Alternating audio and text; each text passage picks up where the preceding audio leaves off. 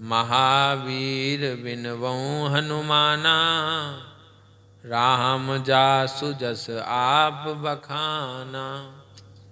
वंदो राम लखन वैदेही, जे तुलसी के परम सनेही।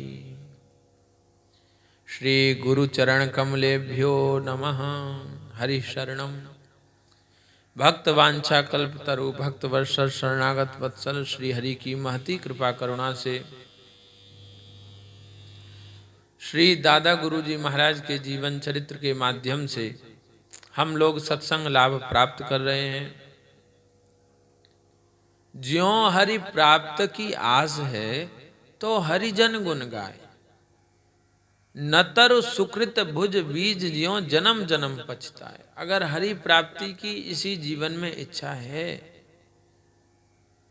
भगवान के दिव्य भाव में स्थित होने की इसी जीवन में इच्छा है, अपने शरीर संसार की विस्मृति पूर्वक भगवान की याद की अगर इसी जीवन में इच्छा है, तो भगवतों भक्तों के चरित्र श्रवण करके उसमें डूबिए। न तरु सुकृत भुज बीज ज्यों। यह भगवत भक्ति में जीव सुकृत से लगता है, पुण्य से लगता है। बिन विश्वास भक्ति नहीं होई। बिना विश्वास के भक्ति नहीं होती। और विश्वास कहाँ से आता है? सुखदेव जी कहते हैं, अल्प पुण्य वताम राजन विश्वासो नहीं बजाए थे। अल्प पुण्यवान व्यक्ति के भीतर विश्वास जागृत नहीं होता। श्रीमद् भागवत में पद्म पुराणोक्त महात्म्य में श्री स्वयं कहा गया है, नृणाम जन्म सहस्रेण भक्तौ प्रीतिर्हि जायते, कलौ भक्ति कलौ भक्तिर भक्त्या कृष्ण पुरः स्थितः। नृणाम जन्म सहस्रेण भक्तौ प्रीतिर्हि जायते। भगवत भक्ति करने वालों में प्रीति, भगवत भक्ति में प्रीति, नाम जप में विश्वास, प्रीति, ये एक जन्म का राम जी पुण्य नहीं है। नृणाम जन्म सहस्रेण, सहस्रों जन्मों के जब पुण्य उदय होते हैं तब हमको भगवत भक्ति में विश्वास होता है, आस्था होती है।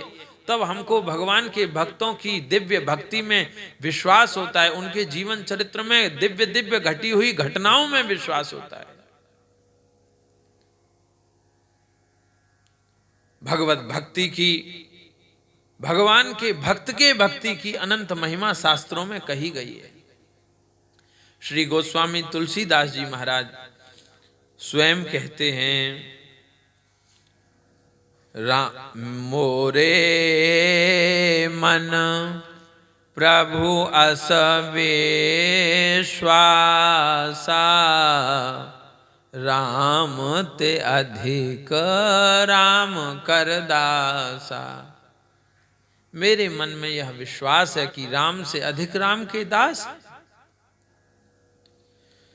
पुराणों में आया है, आदि पुराण में, ये मे भक्त जना पार्थ न मे भक्ताश्च ते जना।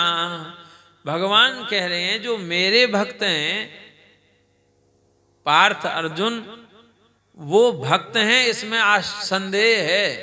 पर जो मेरे भक्त के भक्त हैं, मद भक्ताश्च ये भक्ता, जो मेरे भक्त के भक्त हैं तो उनको संदेह नहीं, वो उनकी भगवत भक्ति में कोई संदेह नहीं।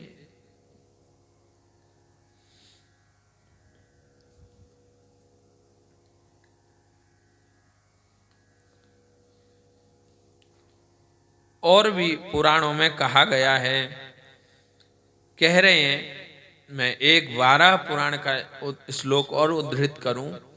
मद वंदनाच्छत गुणम मद भक्तस्य तु वंदनम। मुझे वंदन करने से 100 गुना फल भक्त को वंदन करने का मिलता है। और भगवान को वंदन करने का फल कितना है? एकोपि कृष्णस्य कृत प्रणाम्यो दशाश्वमेधी ववृथेन तुल्यम, दशाश्वमेधी पुनरेति जन्म, कृष्ण प्रणामी न पुनर्भवाय। एक बार एकोपि कृष्णस्य कृत प्रणामो दशाश्वमेधी ववृथेन तुल्यम। एक बार कृष्ण को प्रणाम करने का फल है दशाश्वमेधी, 10,000 अश्वमेध यज्ञ करना का जो फल है वही एक बार कृष्ण को प्रणाम करने का फल है। व्यास जी ने यह श्लोक लिखा और लिखकर विचार किया कि श्री कृष्ण भगवान को प्रणाम करना भक्ति है, पर वो 10,000 यज्ञ कोई सामान्य है। अश्वमेध यज्ञ की विधि तो अब कलिवर्जित प्रकरण में है, अब तो हो ही नहीं पाता। ऐसा ना मंत्र बोलने वाले ब्राह्मण मिलेंगे, ना आपको ऐसी शुद्ध सामग्री मिलेंगे, ना ऐसा कोई यजमान मिलेगा जिसका अधिकार हो, वैसा आचरण हो करने लायक। तो 10,000 अश्वमेध, व्यास जी ने विचार किया कि 10,000 अश्वमेध कर्म कांड है और कृष्ण को प्रणाम करना भक्ति है। और मैं क्या ये कह रहा हूं, भक्ति की महिमा कर्म कांड से मैं घटा रहा हूं, ये तो बहुत गलत होगा। इसलिए आगे कहा दशाश्वमेधी पुनरेति जन्म, 10,000 अश्वमेध यज्ञ करने वाले का पुनर्जन्म हो सकता है, हो जाएगा, पर लेकिन कृष्ण प्रणामी न पुनर्भवाय, भगवान श्री कृष्ण को प्रणाम करने वाले का पुनर्जन्म नहीं होगा। इतनी महिमाएं राम जी। और ध्यान दीजिए, भगवान के मुख का वाक्य है मदवंदनाच्छत गुणम मद्भक्तस्य तु वंदनम। मेरे वंदन करने से 100 गुना फल है भक्त को वंदन करने का। आप विचार कीजिए। आहा, हमारे श्री सदगुरुदेव भगवान मल्लुक महाराज को कोई प्रणाम करता है तो बोलते हैं जय जय जय हो। हमने एक बार प्रभुदास बाबा से पूछा, हम छोटे थे तब, उन्हीं के लाडले दुलारे थे, उनसे पूछा, श्री गुरुजी की कृपा तो हुई, हमने गुरुजी से भी दीक्षा श्री प्रभुदास बाबा जी ने ही हमको दिलवाई थी, जो मल्लुक पीठ में विराजमान है। हमने उनसे पूछा गुरुजी ऐसे क्यों कहते हैं, तो वो बोले वो जय हो करके हमारे दादा गुरु का, हमारे दादा गुरुजी और गुरुजी के गुरुजी, बोले उनका स्मरण करते हैं और वह उस जीव की प्रणाम दादा गुरुजी को भेजते हैं। श्री हमारे दादा गुरुजी श्री भक्तमाली जी महाराज और हमारे श्री गुरुजी के सदगुरुदेव भगवान, बोले वह जब कोई जय जय करते हैं तो वह हमारी प्रणाम उनको भेजते हैं और वह प्रणाम श्री ठाकुर जी को भेजते हैं।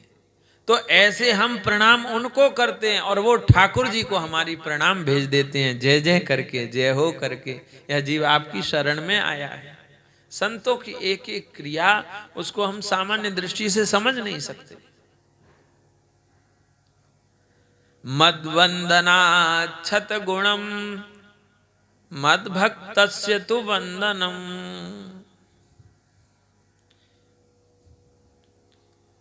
मत्कीर्तनाच्छत गुणम मद्भक्तस्य तु कीर्तनम। मेरे कीर्तन नाम का कीर्तन करने से 100 गुना फल है, मेरे भक्त के नाम का कीर्तन करना 100 गुना ज्यादा महिमा है। इसीलिए ये हरिवंश जो संप्रदाय में है, इसमें मंत्र क्या है, मूल मंत्र क्या है, राधा वल्लभ श्री हरिवंश। श्री हरिवंश जी भक्त हुए, उनका नाम लिया जा रहा है। ऐसे ही ज्ञानदेव तुकाराम, ज्ञानदेव तुकाराम बहुत महाराष्ट्र में जपा जाता है। तो ऐसे भक्तों का गुणगान की भी खूब अनंत महिमा है। हरे राम बाबा सिद्ध सम्राट संत थे। जब वह अंतिम दिन अपना भगवत धाम प्रयाण जाने की तैयारी में थे, उस समय एक बार की बात है, वो ब्रह्म मुहूर्त से ही उन्होंने शुरू कर दिया मैं उन्हीं के शब्द सुना रहा हूं, मैं तो ऐसे नाम लेने का मेरा अधिकार नहीं है। गणेश दास, गणेश दास, गणेश दास, सुबह से ही जपना शुरू कर दिया। और सुबह 4 बजे से ब्रह्म मुहूर्त में, और सूरज निकल आया। हमारे दादा गुरुजी गए, बोले कहा है, क्यों नाम ले रहे हो, क्या क्या बात है, कैसे मुझे याद कर रहे हो? वो कुछ नहीं बोले, ना पानी पिया, ना कोई शरीर के कृत्य किए, बस नाम रट में लगे हैं। मध्याह्न हो गई, भोजन नहीं कर रहे, खाली नाम ले रहे हैं। तो हमारे मलुक महाराज ने, गुरु महाराज ने पूछा दादा गुरुजी से कि आज बाबा को क्या हो गया? सायंकाल होते होते पूछा तो श्री भक्तमाली जी महाराज बोले कि अब पंडित जी, अब भगवान का नाम तो पूरा जप लिया, अब भक्त भक्ति भगवंत गुरु चतुर नाम वपु एक, इस सिद्धांत को समझने वाले हैं हरे राम बाबा। तो बोले अब भक्त नाम जप चालू कर दिया है। हमारे महाराज जी लिखते समय हरे राम बाबा के चरित्र को कह रहे हैं कि यद्यपि वह हमारे भक्तमाली जी महाराज अपने को अत्यंत गुप्त रखते थे, पर इससे प्रकट हो गया यह उन्होंने कहा, इससे पता पड़ा गया कि कैसे थे हमारे श्री भक्तमाली जी महाराज, कितने बड़े भगवत भक्त थे। बोले अब भक्त नाम जपना शुरू कर दिया हरे राम बाबा ने। ध्यान देना, संत ऐसे अपना प्रचार नहीं करते हैं। प्रकाशते क्वापि पात्री, कभी कभी वो प्रकाशित हो जाता है, उनके आंसू के रूप में उनका भीतरी प्रेम प्रकट हो जाता है, उच्छलित हो पड़ता है। अथवा कभी कभी किसी अधिकारी के आगे वह अपने गुप्त धन को, भगवत भक्ति रूप धन को कभी कभी अधिकारी के आगे प्रकट करते हैं। प्रकाशते क्वापि पात्रे, नारद भक्ति सूत्र में कहा गया है। मत सेवनाच्छत गुणम मद भक्तस्य तु सेवनम, मेरे सेवन से 100 गुना फल है, मेरे भगवत भक्त का सेवन करना। मद भोजनाच्छत गुणम मद भक्तस्य तु भोजनम, मुझे भोजन कराने से 100 गुना फल है, मेरे भक्त को भोजन कराना। ऐसी भगवत भक्ति की महिमा है। मत पूजा भ्यधिका, भगवान ने स्वयं 11वें स्कंद भागवत में कहा है, मेरे भक्त की पूजा मुझसे अधिक है। श्री हरे राम बाबा हमारे दादा गुरुजी महाराज को आप लोग पूर्व चरित्र में सुन चुके हैं। गोवर्धन में आन्योर ग्राम में पूछरी नामक स्थल पर कटीली झाड़ी में, गोविंद कुंड के पास कटीली झाड़ी में मूर्छा अवस्था में पड़े संत मिले, जो प्रेमा भक्ति की उच्च अवस्था को प्राप्त हो गए थे, जो भाव समाधि में मूर्छा अवस्था में पड़े थे। हमने श्री चक्र जी महाराज का चरित्र पढ़ा, जो श्री सौभाग्य दीदी जी ने लिखा है। उसमें हमने पढ़ा कि श्री चक्र जी महाराज एक गिरिराज जी की परिक्रमा 7 दिन में कर पाए। और ऐसे नहीं कि घर चले जाते हो, नहीं, ऐसी अवस्था थी, भाव विभोर अवस्था, चलते रहते, गुणगान गाते रहते, आजानुलंबित भुजाएं फैलाकर कीर्तन करते, और अपनी सुध बुध नहीं थी कितनी देर कहाँ बैठकर कीर्तन कर रहे हैं। गिरिराज जी की तले चले और जहां वो पहुंचे वहीं रात्रि में विश्राम किया, फिर वहां से आगे बढ़े। ऐसे एक परिक्रमा 7 दिन में कर पाए, पैदल, दंडोती नहीं, पैदल। 7वें दिन उन्होंने देखा कि चिन्मय गिरिराज जी प्रकट हो गए हैं और दिव्य रत्नमय गिरिराज जी हैं, उनमें दिव्य रत्न सुशोभित हो रहे हैं। और श्री कृष्ण बलराम गाय चरा रहे हैं सखाओं के साथ। कन्हैया आए हैं, श्री चक्र जी का हाथ पकड़ा है, हाथ पकड़ कर ले गए और कहा तुमको गुरुजी की प्राप्ति करा दूं। तो फिर स्वयं श्री बलराम जी ने कृष्ण मंत्र दिया है श्री चक्र जी महाराज को। तो ध्यान दें, भगवत प्राप्ति के बाद भी चक्र जी महाराज को गुरु की प्राप्ति की आवश्यकता ठाकुर जी ने समझी।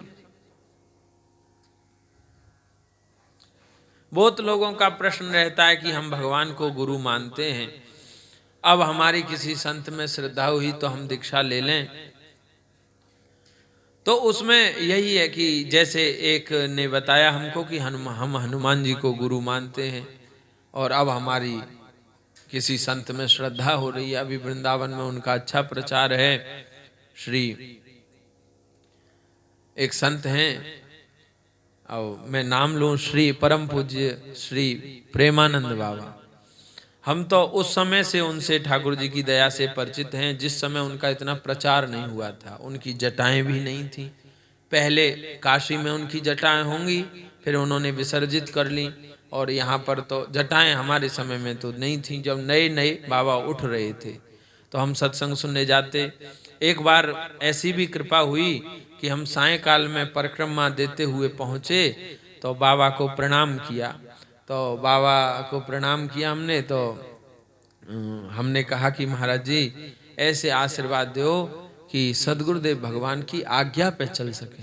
तो उन्होंने हमको ऐसे उठाया, उठाकर हृदय से, इतना प्रसन्न हो गए कि उठाकर हृदय से लगाना चाहते थे। हमको ऐसे पकड़ा, तो ऐसे पकड़ा उठाकर हृदय से लगाने के लिए। और फिर उन्होंने द्वितीय दिन सत्संग में भी हमारा स्मरण किया। ऐसे लोगों ने बताया कि एक आए थे बालक भगवान, बोले उन्होंने ऐसे कहा, तो हम इतना खुश हुए गुरु महाराज की बात सुनकर, बहुत प्रसन्न हुए। और कुछ कुछ दिन बाद हम जब मिलते श्री प्रेमानंद बाबा को, कभी जैसे राधा वल्लभ वो दर्शन करने आते तो मिलते, तो बोलते बहुत दिन से दिखे नहीं, कहाँ गए। तो उनकी बड़ी विशेष कृपा रही। तो वो बोले कि हम हनुमान जी को गुरु मानते हैं। एक बालिका बोली अब हमारी उनमें श्रद्धा हो रही है तो हम दीक्षा ले लें क्या। तो देखो मैंने ऐसे स्पष्ट नाम ले दिया है तो इससे किसी कोई अन्यथा नहीं माने।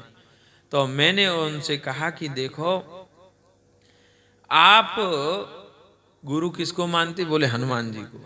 तो हमने उनसे कहा कि आप हनुमान जी से ही विनती करो अथवा हनुमान जी से कहो, ऐसे नहीं कल हम में श्रद्धा हो परसों की ऐसे हो और फिर तो तुम्हारे ना हनुमान जी गुरु रहे ना और तुम फिर और दिशाएं में।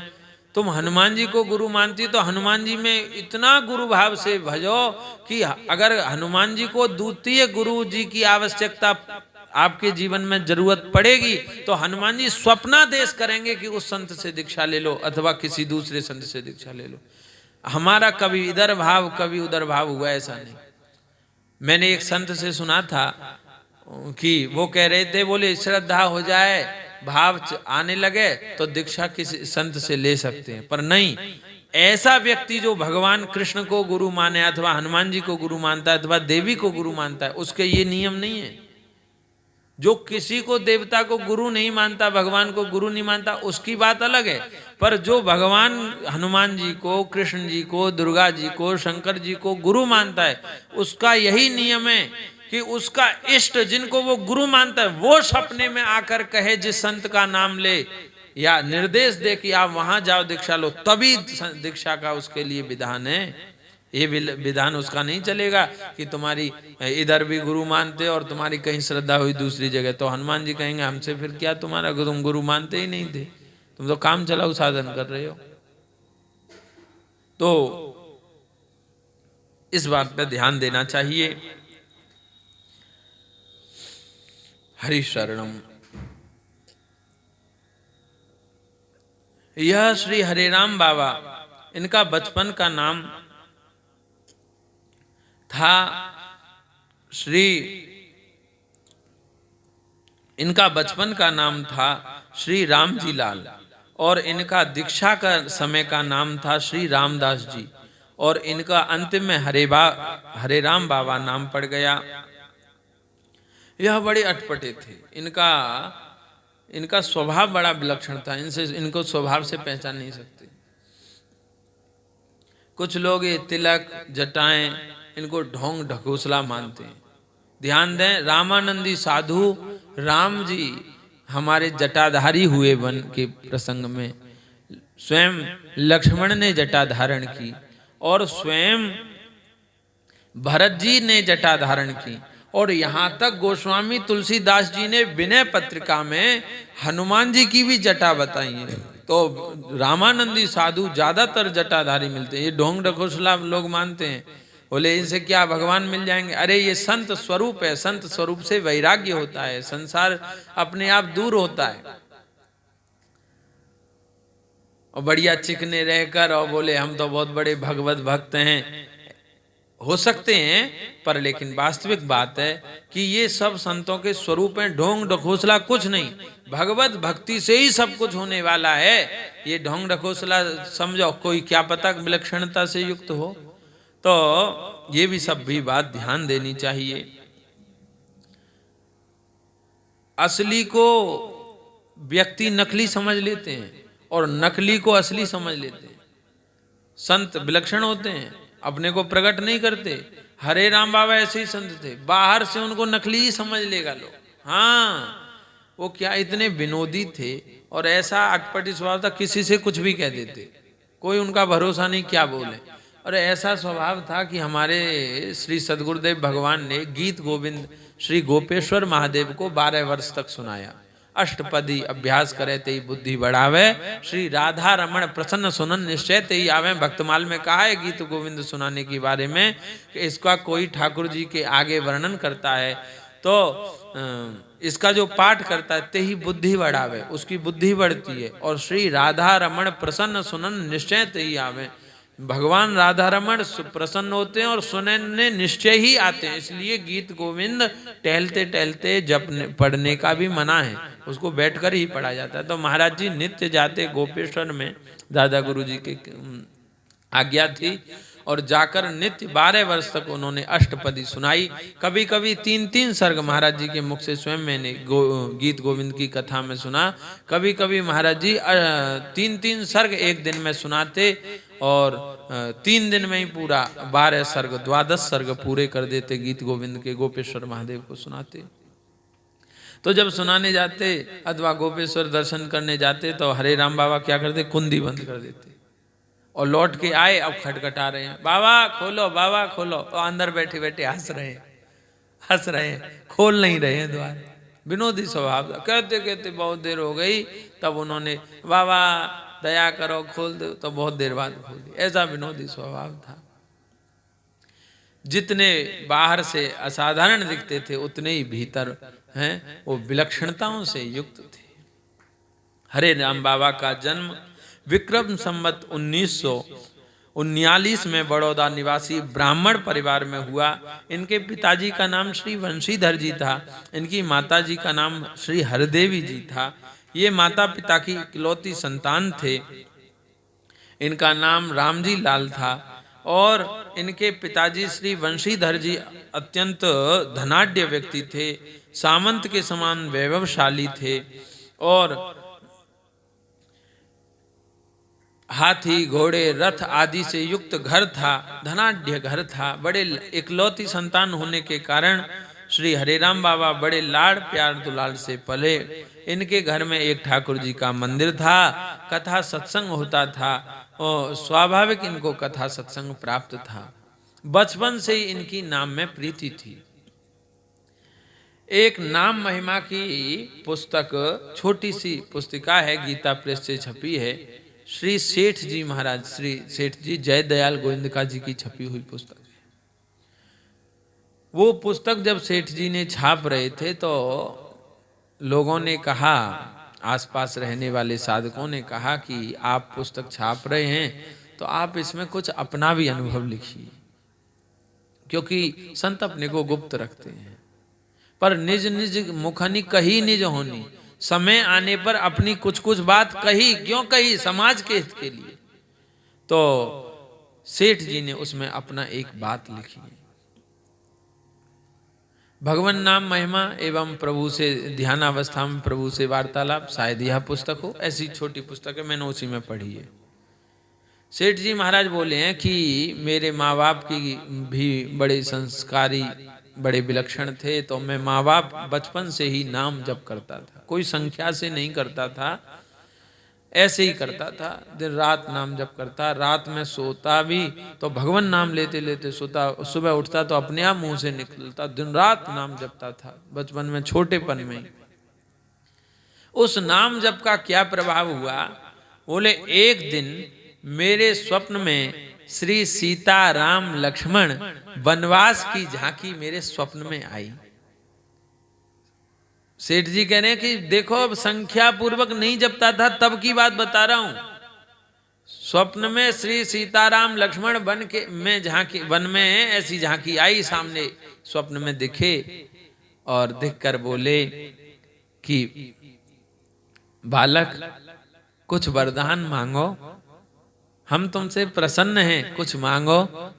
तो मैंने स्वप्न में ही हाथ जोड़कर मांगा कि हे श्री सीताराम, हमको यही दे दीजिए, देना चाहते तो हमको यही दे दीजिए कि फिर अब आप हमें कभी छूटे नहीं, आप हमें अपनी तरफ से पकड़े रहें, आप हमें अपना लें हमेशा हमेशा के लिए, यही दे दीजिए। तो भगवान ने कहा ठीक है, तुम अब हमसे कभी दूर हो ही नहीं सकते और हमें तो अपनाए हुए हो, ऐसे कह के भगवान अंतर्हित हुए। तो देखो मन की ऐसी स्थिति, ध्यान दें, मन की ऐसी स्थिति जहां मांगने की इच्छा नहीं हुई, एक बात, और नाम जप से भगवान की प्राप्ति, मन में विकार शून्य, इच्छा शून्य मन की स्थिति कर देना, साधारण बिना संख्या के जपने से हो गई और श्री सीताराम के दर्शन हो गए। ऐसे ही एक ऐसी ही घटना श्री हरिराम बाबा के जीवन में ही भी प्रकट हुई है। बचपन में एक ऐसी घटना, विलक्षण घटना इनके घटी कि यह बचपन में ही श्री नाम संकीर्तन में लग गए थे। ये एक बार अपने घर के बगीचे में घूम रहे थे तो उनको एक संत के दर्शन हुए, श्री सीताराम दास। ये संत इनके निकट आए और बोले, बेटा आज हनुमान जी का दिन है, हनुमान जी को हमको चोला चढ़ाना है, आप सिंदूर, वेद लक्षणा, देसी गाय का घृत और ऐसा सामान ले आइए, सिंदूर चढ़ाने का सामान ले आइए। देखो जो सिंदूर हनुमान जी को चढ़ाया जाता है वो इत्र से भी चढ़ाया जाता है, वेद लक्षणा देसी गाय के घृत से अत्यंत शुद्ध है, सबसे ज्यादा शुद्ध है वेद लक्षणा देसी गाय का घृत, उससे सिंदूर हनुमान जी को चढ़ाया, हनुमान जी अत्यंत प्रसन्न होते हैं। और हनुमान अंक गीता से छपाए, मैं अपने मन से नहीं कह रहा, उसमें एक संत ने कहा है, बहुत विलक्षण प्रसिद्ध संत ने कहा है कि हनुमान जी को भोग लगाओ तो अपने घर में शुद्ध सात्विक वेद लक्षणा देसी गाय के घृत से बने हुए लड्डुओं का, घृत से बने हुए पदार्थों का, अथवा बढ़िया शुद्ध सात्विक तेल आदि का उपयोग करके ही भोग लगाओ। ऐसा नहीं बाजार का मिठाई का भोग नहीं लगाना चाहिए। उन्होंने खुद कहा है या तो लगाओ मत, और लगाना है तो अपने स्वयं हाथ से बनाए अथवा शुद्धि से, माताएं भी बनाए तो अत्यंत शुद्धि से बनाएं, तो उस वो हो शुद्ध सात्विक पदार्थ ही होना चाहिए, ऐसा स्वयं उन संत ने कहा है। तो इन्होंने कहा कि बेटा तुम सामान ले आओ। तो ये अपने ही घर के वाहन से गए और सब सामान ले आए, जैसे सिंदूर, और घर पे ही वेद लक्षणा देसी गाय का घृत रखा था, घृत, और हनुमान जी के लिए प्रसाद आदि जोड़ा और लेकर संत के साथ हो लिए।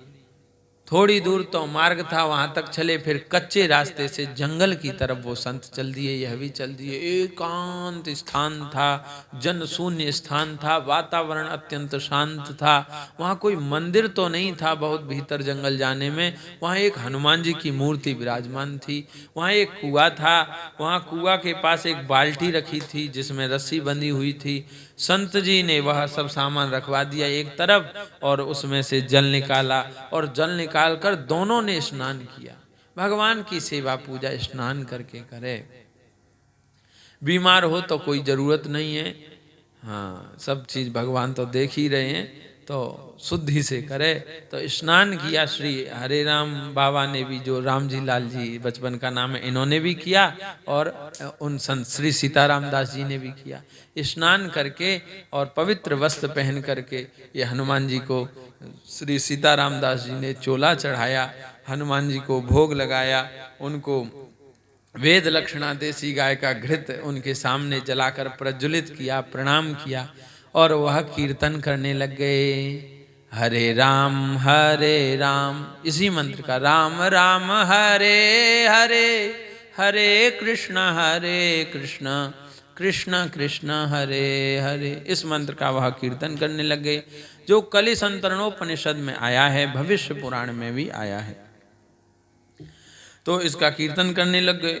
वो संत सिद्ध संत थे, दिव्य भाव में भरे भरे कीर्तन कर रहे थे, और उनके नेत्रों से अजस्र वर्षा हो रही थी। ये राम जी लाल जी भी देख रहे थे। एक दिव्य भाव में, एकांत शून्य स्थल और दिव्य भाव में भर के संत रो रहे हैं, ऐसा कीर्तन कर रहे, तो क्यों ना इनके अंदर भी दिव्य भाव प्रकट होने लग गए। यह भी कीर्तन करने लग गए। जैसे कोई कृषक सुयोग्य भूमि में बीज वपन कर दे, और वो बीज आगे जाकर एक वट वृक्ष के रूप में हो, अनंत जीवों को छाया करे, ऐसे ही उन संत ने नाम का बीज इनके हृदय में, उसी घटना से श्री राम जी लाल जी के भीतर नाम का बीज स्थापित हुआ। आगे जाकर वह बीज अनंत भक्ति के रूप में पल्लवित हुआ, अनंत जीवों का उस भक्ति रूपी वृक्ष ने हित किया। क्योंकि नारद भक्ति सूत्र में कहा गया है, सतरती स लोकांश तारयति, भक्त तो तरता ही है, वो जो उसके संपर्क में आते हैं उन सबको तार देता है। तो ऐसे तो वो घटना घटी। इसके बाद इन्होंने संत के साथ कीर्तन किया, और यह उसी समय एक और विलक्षणता हुई। विलक्षणता ये हुई कि हनुमान जी इस छोटे से बालक के कीर्तन को सुन के, इसके दिव्य कोमल भाव को देखकर हनुमान जी प्रकट हो गए, और प्रकट होकर हनुमान जी ने दर्शन दिया। और हनुमान जी बोले, बच्चा कुछ मांग कहा। तो इनको भूख लगी थी, तो बाल स्वभाव होने के कारण कहा, मुझे भूख लगी है, भोजन चाहिए। तो हनुमान जी का, अच्छा भोजन चाहिए, तो अभी जगन्नाथपुरी में भोग लग गया है, मैं अभी लाता हूँ। और 1 मिनट में हनुमान जी दिव्य लीला की, पहुंचे जगन्नाथपुरी से लेके आ गए। इनको प्रसाद दिया जगन्नाथपुरी का, और इसके बाद भक्ति का आशीर्वाद दिया है, आपकी अहर्निश भक्ति बढ़े, ऐसा आशीर्वाद दिया, अंतर्हित हो गए। देखो, जिस पे हनुमान जी की कृपा हो गई, उसे राम जी अवश्य मिलेंगे, उसकी उच्च स्थिति हो जाएगी। माताएं हनुमान जी का स्पर्श नहीं कर सकती, हनुमान चालीसा पढ़ सकती हैं, हनुमान जी की आराधना कर सकती हैं। हनुमान प्रसाद पोद्दार भाई जी की जो पिता जी की माता जी हैं, वो हनुमान जी की विशेष भक्त थीं, और वो स्वयं पढ़ती थीं, हनुमान कवच का पाठ करती थी, हनुमान जी के सहस्रनाम का पाठ करती थी, तभी तो श्री हनुमान प्रसाद पोद्दार नाम रखा था। तो माताएं ये तो हनुमान चालीसा पढ़ सकती हैं। स्पर्श इसलिए नहीं कर सकती क्योंकि हनुमान जी ब्रह्मचारी स्वरूप हैं, स्पर्श नहीं कर सकती। और एक संत थे, विदेश में कथा करके आए, श्री मुरारी बापू जी। तो विदेश में कथा करके आए, तो वहाँ पर उनके मुख से निकला कि बोले कि हनुमान जी की कोई हनुमान चालीसा का पाठ करे, 108 पाठ 41 दिन तक, तो जिस इच्छा से करेगा पूरा हो जाएगा। तो एक बालिका ने सुन लिया और उसने पाठ शुरू कर दिया, और पाठ कर दिया, उसकी जो इच्छा थी वो पूरी नहीं हुई। आश्चर्य हुआ। दोबारा मुरारी बापू वहीं गए, तो उसने पूछा कि महाराज, आपने पिछली बार कहा था, मैंने बात ध्यान रखी और मैंने पाठ किया, मेरी तो इच्छा पूरी नहीं हुई। तो उन्होंने कहा, तुमने इच्छा कौन सी की? बोले, मेरी इच्छा थी शादी की। बोले, अरे हनुमान जी की अगर शादी की इच्छा से करोगी तो शादी और छूट जाएगी। हाँ, तो शादी की इच्छा से पूजा की बात अलग है। हाँ, भगवत भक्ति की इच्छा हो, हनुमान जी सब पर कृपा करते हैं। तो यह भी ध्यान रखें, जो अभी साधन निकला है 41 दिन तक 108 हनुमान चालीसा के पाठ, यह भी एक अनुष्ठान है हनुमान जी का। घृत का दीपक जलाकर अथवा तिल के तेल का दीपक जलाकर, घृत के दीपक हो तो सीधे हाथ पर हैं, और अगर तिल के तेल का दीपक हो तो उल्टे हाथ की तरफ दीपक जलाना चाहिए। यह भी बात ध्यान रखो। तो हनुमान जी के दर्शन हुए, हनुमान जी ने भक्ति दे दी इनको। श्री हरे राम बाबा जन्म से ही जाति स्मर्म महापुरुष थे, मतलब इनको पूर्व जन्म का स्मरण था। मैं कौन था ये बताते थे परिवार वालों को कि मैं पूर्व जन्म में राजा था और मुझे मेरे भाई ने ही मार दिया। शिकार खेलने गए तो मेरे भाई ने ही मुझे जंगल में मार दिया। तो माता पिता इनको लेकर गए, जहाँ बताते थे जहाँ का राजा था वहाँ लेकर गए। तो विधवा रानी भी थी, उसे कहा ये मेरी पूर्व ये पत्नी थी मेरी, और उन्होंने सबका नाम ले दिया और ले दिया। अब लोगों को आश्चर्य हो रहा, दोनों परिवार वालों को आश्चर्य हो रहा। तो अब उन्होंने लोगों को विश्वास दिलाने के लिए एक विलक्षणता वहां कर दी। श्री हरे राम बाबा ने क्या विलक्षणता कर दी? बचपन की बात है, जब इनका राम जी लाल नाम था। इन्होंने विलक्षणता ये की कि इन्होंने कहा कि उस स्थान पर इतना धन गड़ा हुआ है, देख लो नहीं। और स्थान खोदा, देखा तो उतना ही धन गड़ा मिला। तो अब तो लोगों को विश्वास करना ही पड़ा। ऐसे जातिस्मर महापुरुष थे। जब यह वयस्क हुए, युवा हुए, तो माता पिता इनके विवाह की जिद करने लग गए। यह विवाह करना नहीं चाहते थे, पर माता पिता जिद कर रहे थे। माता पिता दुखी हो गए, एक ही बालक है, इसलिए माता पिता को यह दुखी नहीं देखना चाहे। ये क्यों दुखी इनको करूं? तो इन्होंने आगे कह दिया कि ठीक है, तो आपका दुख जिसमें मिटे वैसा आप कीजिए। तो इनको यद्यपि यह विवाह करना नहीं चाहते थे, विरक्त आश्रम स्वीकार करना ही चाहते, पर लेकिन माता पिता दुखी होने लगे तो इन्होंने फिर विवाह किया। और इन्होंने विवाह के समय एक शर्त रखी कि मेरा एक पुत्र जब हो जाएगा तो मैं गृह त्याग कर दूंगा, मैं घर में नहीं रहूंगा। क्योंकि इनका लक्ष्य वो भोग वासना नहीं थी, खा लिए पी लिए सो लिए, यही जीवन का लक्ष्य नहीं था। आप विचार कीजिए, व्यक्ति कर क्या रहा है? लोग कहते हैं हम दुखी हैं, लोग दुखी हैं लोग। अरे स्वयं कबीरदास जी कह रहे हैं, सुखिया सब संसार है। संत कबीरदास जी की बात है। सुखिया सब संसार है, दुखिया नहीं है, सुखिया सब संसार है। क्यों? बोले कर क्या रहा है? खावे और सोवे, खाता है, कमाता है, सोता है।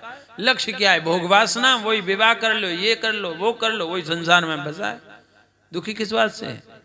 सुखिया सब संसार है, खावे और सोवे, पर लेकिन दुखिया दास कबीर है, जो जागे अरु रोवे। दुखिया दास कबीर है, जो जागे अरु रोवे। दिन रात जगता है और कृष्ण के लिए रोता है, कृष्ण विरह में जीता है? संसार दुखी कहाँ है?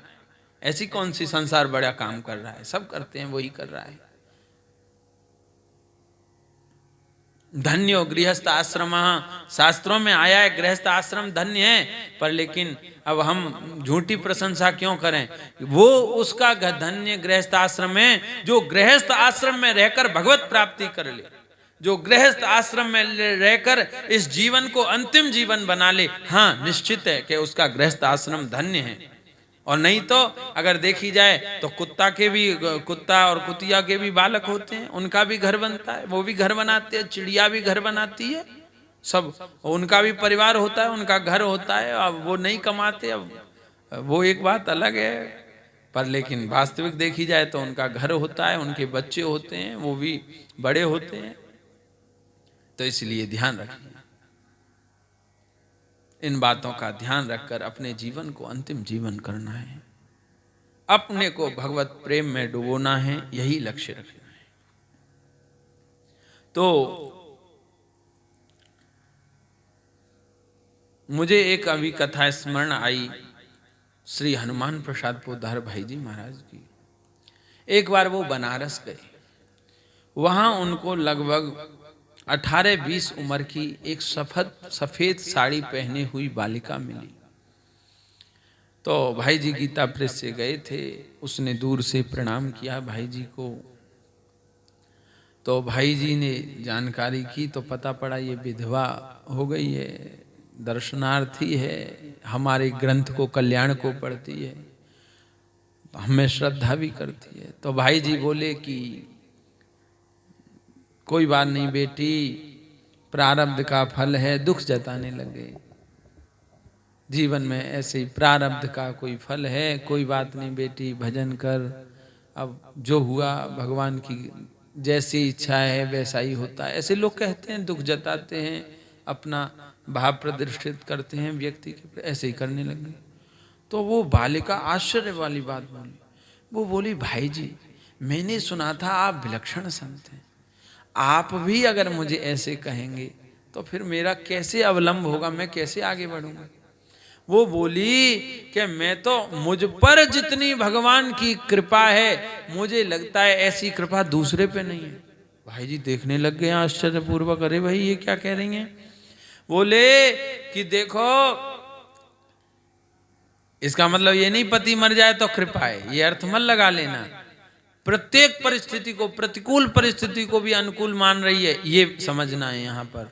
वो बोली कि अगर मैं ऐसी ही रहती, सदवाही रहती तो, और स्त्रियां क्या कर रही हैं, साड़ी जोड़ रही हैं, कपड़े जोड़ रही हैं, और ये आज वहाँ शॉपिंग, आज वहाँ जाना, आज वहाँ जाना, मैं इसी में फंसी रहती।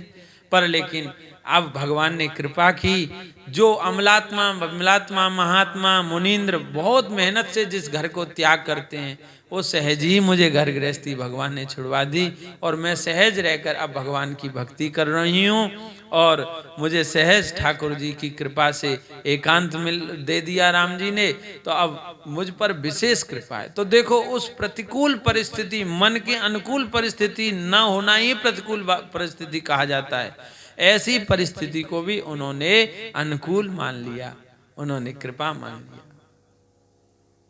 श्री ब्रह्मा जी ने जो कहा है, तत्तेनुकंपाम सुसमीक्षमाणो भुंजान एवात्मकृतं विपाकम हृद्वाग्वपुरभिर्विदधन् नमस्ते जीवेतयो मृत्युपदे सदाय भाग।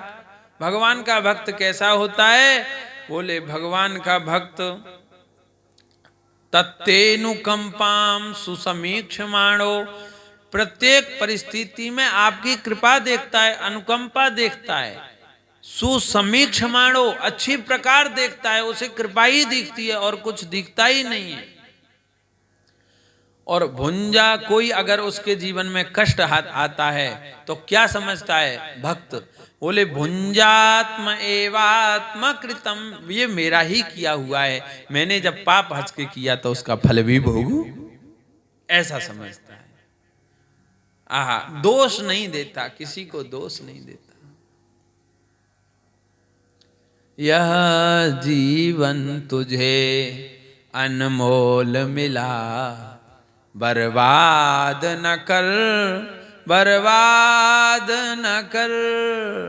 इसको बर्बाद नहीं करता, व्यर्थ बकवास करके ठाकुर जी की निंदा करने लग गए, दुख आ गया तो वह यही सोचता है कि यह मेरा ही किया हुआ है, ऐसे सोचता है। और आगे बोले हृदवाग्वपुरभिर्विदधन् नमस्ते, हृदय से, वाणी से, शरीर से, वपु से, शरीर से वह नमस्ते ठाकुर जी को बार बार नमस्कार करता है। लोग कहते हैं ना नमस्ते, फोन पे कहते हैं, ये देखो नमस्ते भी भागवत जी से ही शब्द लिया है। तो बोले हृदय से, वाणी से, शरीर से वह हर समय मुझे ही, मेरी कृपा का अनुभव करके पुलकायमान होकर बार बार मुझे नमस्कार करता है, मेरे नामों का जप करता है। ऐसा व्यक्ति जीते जी मुक्त है, ब्रह्मा जी कह रहे हैं भागवत जी में। आहा, कितनी प्यारी बात है। राम जी लाल पूर्ण सजग थे, विवाह होने के बाद भी इनके पुत्र उत्पन्न हो गया। धनाढ्य पिता का संपूर्ण वैभव, सुंदर स्त्री, सुकुमार पुत्र, प्रचुर सामाजिक प्रतिष्ठा, इन सबके होते हुए भी ये ऐसे निर्लेप थे जैसे पद्म पत्र मीमांसा, गीता में कहा है, कींच में रहता हुआ कमल कींच के कोई भी गुण को स्वीकार नहीं करता, न कींच की गंदगी उसमें आती, न कींच की बदबू उसमें आती, उन सबसे विलक्षण होता। ऐसे उस संसार में रहते हुए भी उससे विलक्षण थे। इनका जब पुत्र 4 वर्ष का हो गया, इनको अपनी पता थी कि मुझे घर छोड़ना है, आज्ञा नहीं मिल रही थी, पर एक ऐसी घटना घटी जिसने अपने आप आज्ञा दिलवा दी। वो घटना ऐसी घटी कि इनके पिताजी धनाढ्य थे, तो लोग लेते थे इनसे कर्जे में रुपया लेते थे, तो बड़ी धनराशि व्यापार में लेन देन में एक व्यक्ति ने ली। जिस व्यक्ति ने ली वो बहुत ईमानदार था और प्रतिष्ठावान था, प्रतिष्ठा थी उसकी संसार में, पर लेकिन जिस समय देने की उसकी बात थी वो दे नहीं सका, क्योंकि उसके व्यापार में घाटा हो गया, तो दे नहीं सका। तो बार बार श्री बनवारी जो वंशीधर जी थे वो उससे कहने लगे, भाई हमारा धन दो, हमारे तुमने देखो खा गए, तुम उठ पटांग समाज के आगे कहने लग गए।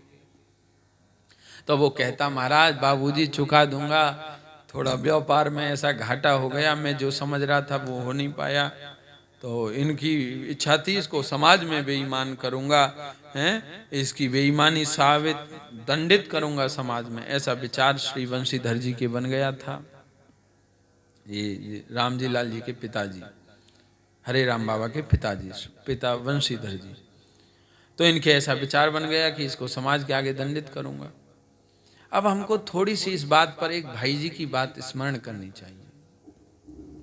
भाई जी महाराज के मुख से हमने बहुत उनकी वाणी सुनी है बचपन में।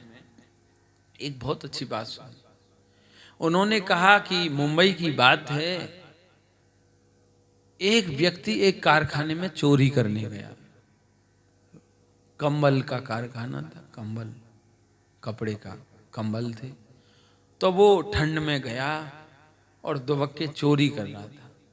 तो चोरी करते हुए लोगों ने उसे पकड़ लिया और पकड़कर उसकी पिटाई करी। चोरी बुरी चीज है, बात माना, एकदम सत्य है, बुरी चीज नहीं करना चाहिए।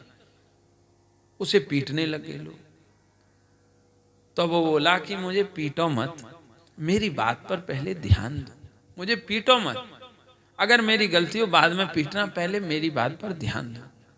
तो उसने फिर कहा कि मैं जो व्यापार करता था उसमें मुझे घाटा हो गया, मैंने अपने परिचित लोगों से उधार धन लिया, वह भी मैं चुका नहीं सका, अपने बाली बच्चों को पालने के लिए अब मुझ पर अन्न भी नहीं है, मेरे बच्चे भूखे हैं, रात्रि का समय, मेरे बच्चों को ठंड लग रही, मेरे बच्चे रो रहे थे, ठंड के कारण ठिठुर रहे थे, व्याकुल हो रहे थे, मेरी पत्नी रो पड़ी, मैं क्या करता, और मुझे कुछ उपाय नहीं सूझ रहा था, मैं क्या करता बच्चों के लिए, तो और कोई उपाय नहीं लगा, तो इसीलिए मैंने यह किया। तो आप बताइए, ऐसा मजबूर भाई जी उसका समर्थन करने लगे। भाई जी ने कहा कि देखो, परिस्थिति देखकर भी दोष और गुण का आंकलन लगाया जाता है, कभी कभी दोष भी गुण है परिस्थिति के अनुसार, ये बात विचार करनी चाहिए। तो भाई जी ने उसका पक्ष लिया, उसी की पक्ष ली, और भाई जी ने लोगों से कहा इससे कुछ नहीं कहना चाहिए, इसकी ऐसी परिस्थिति है इस समय। तो ये बातों को समझना चाहिए। तो वो व्यक्ति धन नहीं लौटा पाया, पर इनके पिताजी तो वंशीधर जी तगादा करने के लिए एकदम तैयार। अब वो जानता था कि इनके जो पुत्र हैं रामजी लाल, वो बहुत समझदार हैं, सीधे साधे, वो समझेंगे मेरी परिस्थिति को। तो वो प्रतिष्ठित व्यक्ति था, इसलिए वो अकेले में आया और उसने रामजी लाल जी से कहा कि आपके पिताजी को मैं धन लौटा नहीं पा रहा हूँ, पर लेकिन मैं जब मेरे व्यापार ठीक से चलेगा आएगा तो मैं लौटा दूंगा, आप कैसे भी पिताजी को समझा दीजिए। तो रामजी लाल जी ने कहा मैं ठीक है समझा दूंगा। वो चले गए, पिताजी के पास गए श्री रामजी लाल जी, उनसे कहा, तो पिताजी ने कहा कि तुम बीच में मत पड़ो हमारे, मैं उसे लेकर ही छोड़ूंगा, तुम बीच में मत पड़ो। और अब हटा दिया, एक तरफा कर दिया, बोले तुम बीच में क्यों पड़ रहे हो। अब पिताजी ने, बंशीधर जी ने इतनी उस व्यक्ति पर प्रेशर डाला, इतना लोड डाला कि वह व्यक्ति मरने के लिए तैयार हो, सब परिवार मरने के लिए तैयार हो गए, विष खाने के लिए तैयार हो गए। यह बात जब श्री राम जी लाल को पता पड़ी तो कोमल हृदय, भक्त हृदय कैसे स्वीकार करता। यद्यपि बेशक बंशीधर जी के पुत्र थे, फिर भी इनको सही नहीं हुआ। इन्होंने एक बार ये उदास हो गए। पत्नी ने पूछा आप उदास कैसे हैं? सती साध्वी पत्नी थी, बताया है। उसने कहा मुझे पीहर से स्वर्णाभूषण प्राप्त हुए हैं, आप चिंता मत कीजिए, मैं अभी लाती हूँ। और ला के सामने रख दिया। बोले इनको बेच दो और बेच कर उसको धनराशि दे दो, वो पिताजी को दे देगा, हम तो फिर अपने आप उसका ऋण चुक जाएगा। ऐसा कीजिए। यही किया गया। सुनार को बेचकर और धनराशि लाए, उसको दिया। उस प्रतिष्ठित व्यक्ति ने लेकर उसने भी चुका दिया और ब्याज सहित चुका दिया। अब बंशीधर जी सोचने लग गए कि कल तक जो चुका नहीं सक रहा था मेरे धन को, उसने ब्याज सहित आज कैसे चुका दिया। पूछा जानकारी की लोगों से, तो यहाँ छिपता क्या है। कर्म छुपे न विभूति लगाए से, यहाँ कुछ छुपता कुछ नहीं, सब प्रकट हो जाता है। गुरु का दिया हुआ कान में मंत्र भी राम जी प्रकट हो गया। ध्रुव जी क्या जपते थे, प्रकट हो गया कि नहीं। कान में दिया था वो भी प्रकट हो गया। तो यहाँ छुपता कुछ नहीं है, सब खुल जाता है।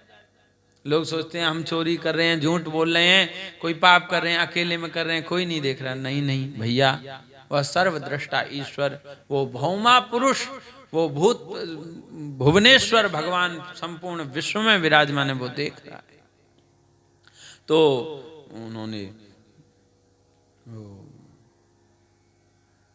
चुकाया, तो उन्होंने पता किया तो पूरी बात पता पड़ गई कि अरे हमारी ही पुत्र वधू के, हमारे पुत्र ने स्वर्णाभूषण सुनार को देकर और धनराशि उसको दे दी है और उसने ऐसे चुकाया। अब तो इनकी प्रतिष्ठा की बात थी, यह कह भी नहीं सकते थे समाज में। दुबक के वो धन देकर स्वर्ण से लाए गए, स्वर्णकार से, सुनार से लाए गए वो सोने के आभूषण और लाए गए। और इसके बाद इन्होंने अपने पुत्र को ही डांटा। पुत्र को डांटा तो पुत्र ने पूरी बात बताई कि वो विष खाना चाहते थे। बोले तुमको खाने दीजिए, ऐसे उन्होंने कहा। ऊट पटांग का, तुम्हारा क्या अधिकार था देने का, मेरा धन है, तुम्हारा क्या अधिकार है। तुम तो यहाँ पर अपनी जो आया कहा, जो कहा। तो श्री राम जी लाल कोई ऐसे वैसे तो घर गृहस्थी वाले तो थे नहीं, वो व्यावहारिक, बंशीधर जी व्यावहारिक थे, तो ये भगवत भक्त थे। तो इनका कोई ऐसा वैसा लक्ष्य नहीं था। ये तो ऐसे थे जैसे कोई विहंगम पक्षी अनंत आकाश में उड़ता है, ऐसे ही यह विहंगम वृत्ति के साधु ही थे जन्म से। इनको यह पिताजी से खटपट हो चलने लग गई और रूखा व्यवहार होने लग गया। तो इन्होंने विचार किया कि अब जब मेरा कुछ है ही नहीं तो मैं रहकर क्या करूं। और यद्यपि पिताजी के इकलौते थे, इसलिए संपूर्ण धन वैभव पिताजी पे बहुत था, वो सब इनका होने वाला था, फिर भी ऐसे वैराग्यवान थे कि यह चल दिए हैं सब कुछ छोड़कर। उस समय इनकी 27 वर्ष की आयु थी। सब कुछ छोड़कर भगवान के नाम और भगवान के प्रेम और भगवान की आशिकी में सब कुछ छोड़कर चल दिए। श्री रमेश बाबा महाराज के यहाँ कुछ बालिकाएं रहती हैं, भक्ति करती हैं। बाबा पहाड़ पर रहते हैं, उनका नीचे बना हुआ है स्थान। एक बच्ची को पिताजी लेने आए तो बाबा ने कहा देखो हम तो रखते नहीं, हम कोई जिद, हम कोई रखते हैं, आप ही रखते हो, ले जाना, इसकी इच्छा है चली जाए, ले जाओ इसको, हमको क्या है। उस बच्ची, पिताजी ने पूछा, उसकी इच्छा ही नहीं थी जाने की घर में। उसने कहा नहीं मेरी इच्छा नहीं। बोले देखो मेरा कोई, बाबा ने कहा मेरा कोई आग्रह नहीं, मेरी कोई आसक्ति थोड़ी है, भजन करें, ये कृष्ण के लिए मैंने ये सुविधा की है, कृष्ण के लिए समर्पित हो जाओ, मेरा क्या भाव। तो पिताजी ने जिद की चल, और पूरी, तो देखा कि बच्ची की ज्यादा ही इच्छा है और बच्ची से ने भगवान से प्रार्थना की तो भगवान की कृपा कि पिताजी का माइंड बदल गया। वो बोले कि ठीक है, मैं तो घर से आया, लोगों की बात सुनकर लोग कह रहे लेकर आ जाओ बच्ची को, पर अब तुम्हारी इतनी इच्छा है बच्ची से, कहा तो तुम यहीं रहकर भगवान का भजन करो। अब वो पिताजी चले गए। उसके बाद मैंने स्वयं उनके सत्संग में सुनी है ये बात, मैं उन्हीं के शब्द सुना रहा हूँ। बाबा गाते हुए बोले कि देखो भगवत भक्ति का प्रभाव, तुमको जो लेने आए वो लौट गए। ये है भगवान की भक्ति का चमत्कार। पर लेकिन एक बात ध्यान रखो, कभी संसार के किसी पुरुष से प्रेम मत करना। तुमको अगर पुरुष किसी से प्रेम करना है तो कृष्ण से करना। ऐसे ही चमत्कार घटित होते रहेंगे, पर प्रेम करना तो कृष्ण से करना। ये एक बात कही, बहुत अच्छी लगी मुझे सुनकर, इसलिए मैंने स्मरण किया इस बात का। बहुत लोगों को लाभ भी मिलता है सुनकर ऐसी बात, इसलिए स्मरण किया है। तो यह श्री कृष्ण के लिए संपूर्ण छोड़कर चल दिए। श्रीमद् भागवत जी में राधा रानी ने भी स्वयं ऐसा ही कहा है कि भगवत भक्त बड़े बड़े धनाढ्य होने पर भी सब कुछ छोड़कर कृष्ण के लिए चल देते हैं। ये कथा का आनंद है, कथा की रस है, नाम का रस है, जिससे संसार में उनका मन बसता नहीं है। यदनुचरित लीला कृष्ण पीयूष विप्रुट सकृद धन विधूत द्वंद्व धर्मा विनष्टा सपदि गृह कुटुंबम दीनमुत्सृज्य दीना बहवैह विहंगा भिक्षुचर्याम चरन्ति। ध्यान देना, राधा रानी के मुख से भ्रमर गीत में निकला हुआ श्लोक। राधा रानी कह रही हैं, इससे पूर्व के श्लोक में राधा रानी कह रही हैं, सखी तू काले कृष्ण की बात क्या करती है, मैं कोई काली वस्तु को देखना नहीं चाहती। इसके पूर्व में श्लोक। तो सखी बोली फिर उस काले की चर्चा क्यों करती हो? तो राधा रानी बोली बस यही बात छोड़, यही नहीं छूट सकती। तो अब बोलो, कथा नहीं छूट सकती तो इसका मतलब कृष्ण नहीं छूट सकते, स्वाभाविक था। तो राधा रानी कह रही है कैसी कथा है? बोले यदनुचरित लीला कर्ण पीयूष विप्रुट। एक बार इनकी जो चरित्र है, इनकी जो लीला है, कोई भी इन कर्ण पीयूषों से ध्यान पूर्वक एक बार सुन लेता है तो क्या होता है? सकृद धन विधूत द्वंद्व धर्मा विनष्टा। एक बार सुनने मात्र से उसके द्वंद्व धर्म छूट जाते हैं। द्वंद्व धर्म क्या है? सुख दुख, लाभ हानि, जय पराजय। दिन हुआ है तो रात्र होगी, ऐसे ही सुख है तो दुख होगा, दुख है तो सुख होगा, संयोग है तो वियोग होगा संसार का। ये सब जन्म हुआ है तो मरण होगा, इसे कहते हैं द्वंद्व धर्म। यही संसार में फंसे हुए हैं, इसी संसार में ये विनष्ट हो जाता है। कथा एक बार ध्यान से सुन ली तो। और फिर क्या होता है? बोले सपदि गृह कुटुंबम दीन उत्सृज्य दीना। भगवान की कथा के प्रभाव से वह दीनम उत्सृज्य, वह इस शरीर संसार को जो बेड़ियां हैं उनको एकदम छोड़कर भगवान में लग जाता है। गृह कुटुंबम दीनम उत्सृज्य, इस दीनहीन संसार को रोते बिलखते हुए छोड़कर चल देता है भगवान की भक्ति में। एक अर्थ। दूसरा अर्थ कि जब वो भगवान में लग जाता है तो संसारी कहता है देखो दिन भर माला पे बैठे रहते हैं, इन पे कोई काम ही नहीं है, तो अपने आप शरीर वो संसारी लोगों से छोड़ देते हैं, तो वो सबको छोड़कर भगवान की भक्ति में लग जाता है, वृंदावन धाम आदि में आ जाता है। यहाँ ऐसा नहीं है यहाँ के कोठी बनाए, आश्रम बनाए, यहाँ कैसे रहता है? बोले बहव इह विहंगा भिक्षुचर्याम चरंती। विहंगा एवं भिक्षुचर्याम चरंती, जैसे पक्षी जितना चोंच में अटता है उसका उतना खाकर और अपने भगवान की लीला में नाम में मस्त रहते हैं, ऐसे ही वह मधुकरी वृत्ति से पेट में जितना अट जाए उतना खाकर दिन रात हैं भगवान की भक्ति में लीन रहते हैं। ऐसी स्थिति हुई, यह घर छोड़कर चल दिए। पर लेकिन जो संत श्री सीताराम दास जी ने इनको हनुमान जी के दर्शन कराए थे, ये उन्हीं के पास गए, जा रहे थे, पर लेकिन वह सिद्ध संत थे तो वह स्वयं रास्ते में प्रकट हो गए। और प्रकट होकर उन्होंने कहा कि कहा कि आप गंगापुर सिटी राजस्थान में चले जाइए, वहाँ श्री श्री 108 श्री जयराम दास जी महाराज आयुर्वेदाचार्य निवास करते हैं, उनसे मंत्र दीक्षा प्राप्त कीजिए।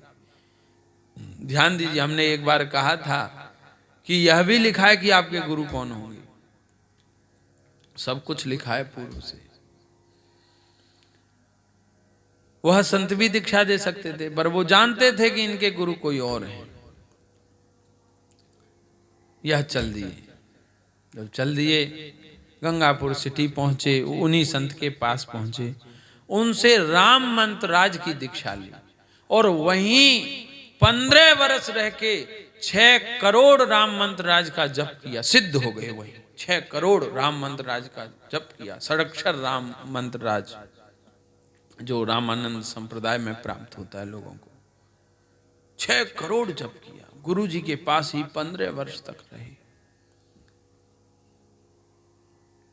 कैसे चरित्र हैं, ऐसे चरित्र श्रवण करने मिलते हैं, कहने मिलते हैं, कितना बड़ा सौभाग्य। इसके बाद 15 वर्ष के बाद इनकी भ्रमण करने की, तीर्थाटन का विचार था। इन्होंने गुरु जी से आज्ञा ली, गुरु जी ने आज्ञा दी और यह विचरण के लिए निकल गए। ये साथ में क्या ले गए? खाली करताल, खाली करताल। और जंगलों में चलते किसी को क्या सुनाना, तेज आवाज में हरे राम राम राम हरे हरे, हरे कृष्ण कृष्ण कृष्ण हरे हरे, इस महामंत्र का तेज तेज कीर्तन करते जंगल गूंजता, उन्मत्त होके नृत्य करने लगते। कभी कभी प्रेम भाव में ऐसे डूब जाते कि मूर्छावस्था आ जाती, बेसुध गिर पड़ते। जगने पर कृष्ण का कीर्तन करते हुए रोने लगते। आगे जो दिखता सब में कृष्ण के दर्शन होते, भागते उसको हृदय से लपटा लेते। कभी कभी तो वृक्ष से ही कृष्ण समझकर उससे घर्षण कर लेते, अपने शरीर को घिस लेते और उनके घाव आदि तक हो जाते। और ऐसे इतने डूबे हुए संत थे कि वह कभी कभी कुएं में, इतने भाव में भरे होते, चल रहे हैं, कुएं में गिर गए, नदी सरोवर में गिर गए। ऐसी भी उनकी घटनाएं, मरे नहीं, कीर्तन के प्रभाव से, भगवान की भक्ति के प्रभाव से। ऐसे महापुरुष कभी कभी दीवार से टकरा जाते, बेसुध अवस्था।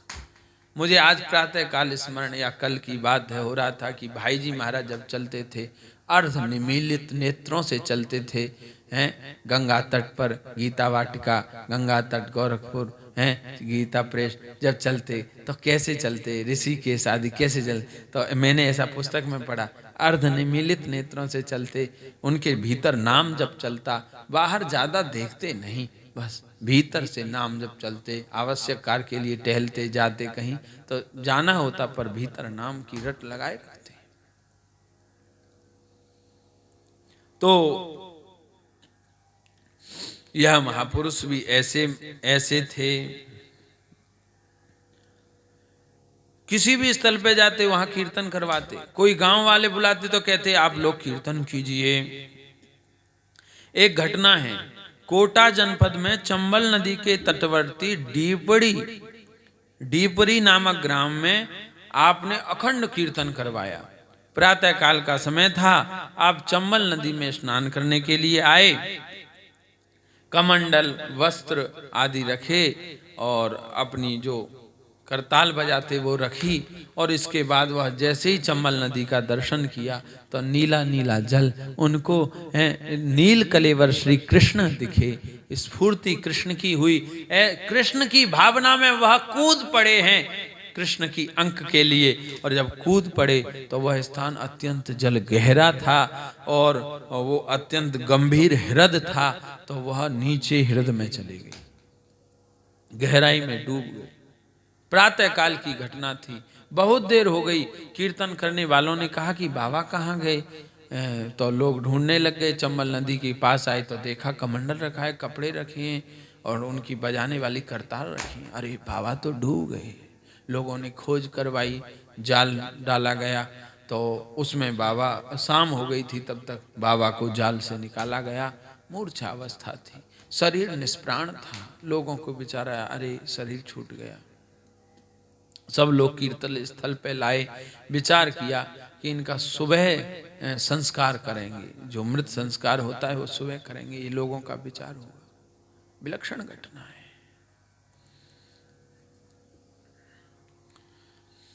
बाबा के ही एक शिष्य थे जो कोटा में रहा करते थे, उनका नाम था श्री द्वारका लाल दुबे। वो कोटा में न्यायालय में न्यायाधीश के पद पे थे। देखो, कोई भी पद आपको भक्ति से च्युत नहीं कर सकता। आप वो पद करते हुए भी भगवत भक्त रहेंगे। देखो कैसे हैं ये द्वारकाधीश, न्यायाधीश में, न्यायालय में न्यायाधीश पद पे ये विराजमान थे। इन्होंने बाबा से दीक्षा ले रखी थी। डीपरी गांव में, जबकि बाबा के अंतिम संस्कार की तैयारी चल रही थी, ब्रह्म मुहूर्त में प्रातःकाल, तभी भगवान ने इनको स्वप्न दिया और स्वप्न देकर कहा कि आप जल्दी जाइए डीपरी गांव और वहां बाबा के अंतिम संस्कार की तैयारी कर रहे हैं लोग वो शरीर की रक्षा कीजिए, उस शरीर को बचाइए। बाबा मेरे पास हैं, भगवान स्वप्न में कह रहे हैं, बाबा मेरे पास हैं, अपने गुरु जी के शरीर की रक्षा कीजिए। यह स्वप्न दिया। यह उठे, कुछ पुलिस वालों को लिया साथ में और ये पहुंच गए। उस समय बाबा को चिता पे रख दिया था राम जी। गए और वहां पुलिस बल से और भी लोगों को समझा बुझाकर वो चिता हटवाई, वहां से बाबा को हटवाया और लेकर अपने घर आ गए और माला लेकर बैठ गए और कीर्तन करने लग गए। माला से जप करने लग गए। उनकी पत्नी, सब बच्चे बैठकर कीर्तन करने लग गए। बाबा का शरीर, मृत शरीर पड़ा था सामने। पूरा दिन बीत गया, पूरी रात बीत गई राम जी।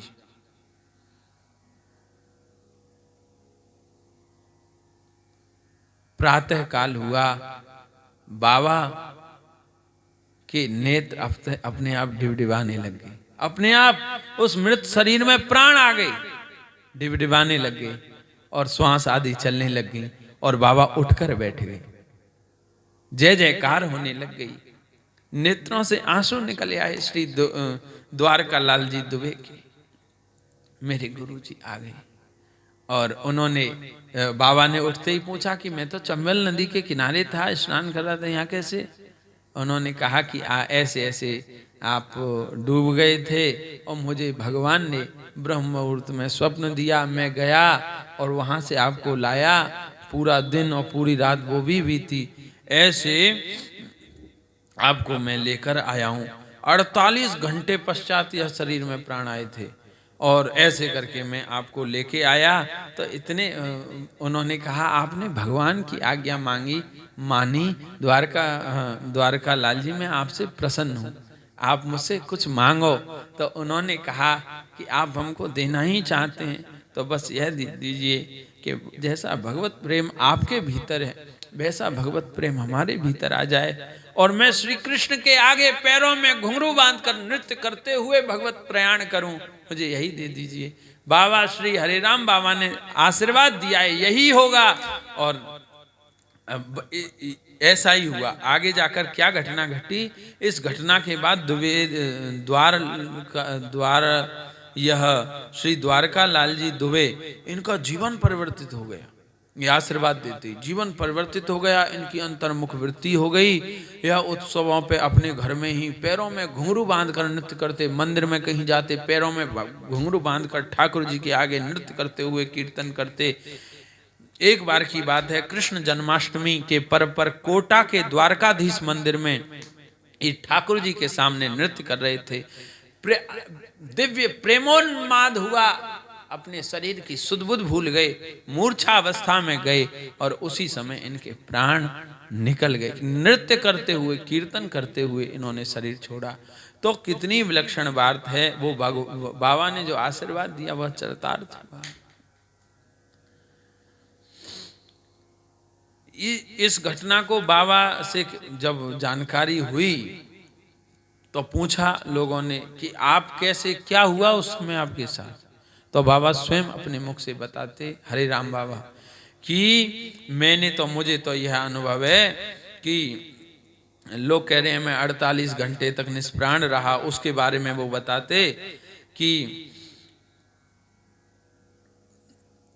जिस समय मुझे उस समय मुझे भगवत पार्षद गण पुष्प के विमान पर, पुष्प विमान को पुष्प सज्जित कर कर मुझे बैठा कर ले गई भगवान के धाम। और मैंने भगवान को प्रणाम किया, भगवान के धाम का दर्शन किया, भगवान का दर्शन किया। तो भगवान ने आज्ञा दी पार्षदों को कि इनको छोड़ के आओ, इनसे मुझे और सेवा लेनी है, अभी बाद में इनको बुलाऊंगा। तो फिर भगवान ने मुझे वहां से लौटाया। ये मुझे अनुभव हुआ। तो मैंने नेत्र खोले तो देखा कि अरे मैं तो यह द्वारका लाल जी दुबे जी के घर में हूँ, मैं तो चंबल नदी पे था। ये मुझे अनुभव हुआ। तो यह घटना वो घटी थी। ऐसे महापुरुष थे, उन्होंने बहुत ऐसे दुष्टों को, प्रेतों को, ब्रह्म राक्षसों का भी उद्धार किया। एक घटना राजस्थान में घटी जो संभवतः चंबल के तटवर्ती क्षेत्र हैं वहीं की है। देखो, राजस्थान की भूमि भगवत भक्त भूमि है। राजस्थान की भूमि में अत्यंत भगवत भक्त हुए हैं। और ऐसी एक घटना वहां घटी जहां इन्होंने प्रेत का उद्धार किया। ये गांव में नहीं रहते थे, ज्यादातर गांव से बाहर झोंपड़ी में रहते थे। झोंपड़ी एक जगह रह रहे थे झोंपड़ी में। गांव राजस्थान की बात है, चंबल नदी के तटवर्ती क्षेत्र की। तो एक बालक इनकी सेवा करता। तो इन्होंने उस बालक से कहा कि बेटा कल तू 3 बजे आना, और हम किसी गांव में जाएंगे, कोई आवश्यक कार्य है, गांव में जाएंगे। ये कहा। वो बालक बोला ठीक है। अब रात्रि हुई, बाबा सोए, और वही बालक अर्धरात्रि में आ गया। उस समय बाबा जग भी नहीं पाए थे, और उसने आकर जगाया। तो बाबा ने स्नान आदि किया, और स्नान आदि करके अपना झोला उसको ही दे दिया, और कही चलो, चल दिए। तो जब वो आगे आगे बालक चला था, पीछे पीछे बाबा महाराज चल रहे थे, हरे राम बाबा। तो इन्होंने देखा कि कभी वो बड़ा हो गया, अब वो छोटा सा बालक लंबा होता चला जा रहा है। वो समझ गए, अरे ये तो कोई प्रेतात्मा है।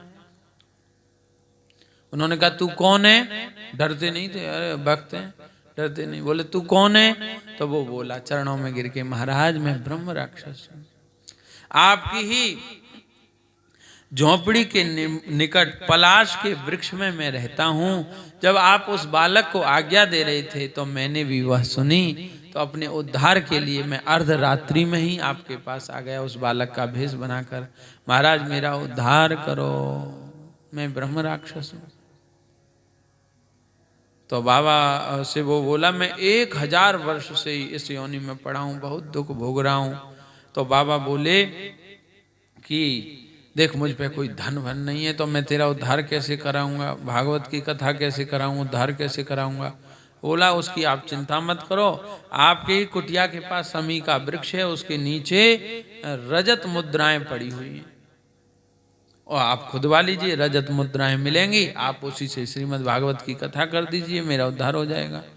अब तो महाराज बाबा ने ऐसा ही किया। समी वृक्ष के जो कुटिया के पास समी वृक्ष था उसे खोदा, उसके नीचे पृथ्वी खोदी, तो देखा उसमें उनको रजत मुद्राएं मिली। उसमें रजत मुद्राएं मिली, 200 रजत मुद्राएं प्राप्त हुई थीं। और बाबा ने उसे कह दिया था कि तू जब तरे तो तू कुछ ऐसा क्रिया करके जाना जिससे हमको पता पड़ जाए कि तर गया है। अब तो श्रीमद् भागवत की विद्वान ब्राह्मण से कथा सुनवाई, विद्वान ब्राह्मण ने कथा सुनाई।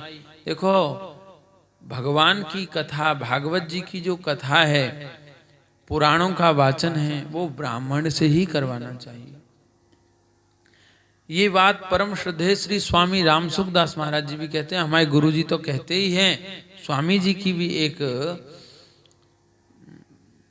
पुस्तक है, उसमें स्वामी जी महाराज ने भी कहा है, सत्संग के अमृत कण, इस पुस्तक में लेख है। उसमें स्वामी जी महाराज कह रहे हैं कि जो व्यास गद्दी पे बैठकर पुराणों का वाचन की बात है, उसमें कोई भी हो, चाहे संत भी हो, पर वो ब्राह्मण शरीर होना चाहिए।